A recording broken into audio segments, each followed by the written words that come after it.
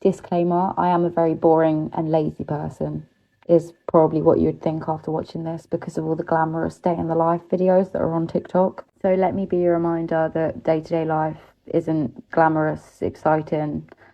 Actually, it's quite boring. I avoided a whole tantrum at breakfast time because my son wanted some chocolate chips on his breakfast, so I said yes.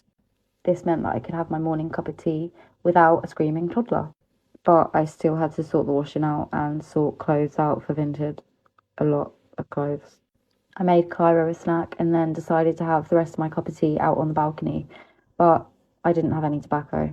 So after taking ibuprofen for my migraine, we went to the shop. I got the basics, butter, bread and milk, but they didn't have the tobacco that I wanted, so I went to the corner shop instead.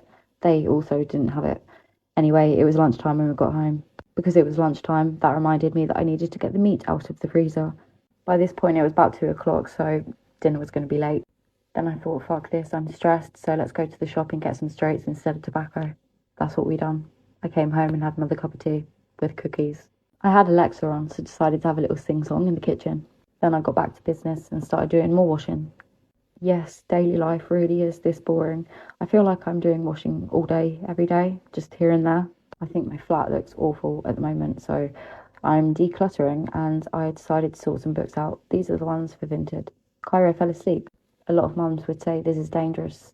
It's 5 p.m. I thought it was brilliant I got to do dinner in peace. But I would definitely pay for it later. We had homemade spag bowl with homemade garlic bread. It was really nice actually. Then it was bath time. I got in with the toddler. Bad idea. Water was quite cold actually. Really cold. Then it was bedtime for the toddler. I read 3 books. He was wide awake, so he sat on the sofa and had milk and cookies and watched Charlie and Lola. By letting him do this, I was still able to have a bit of mum time and read some of my book with another cup of tea out on the balcony.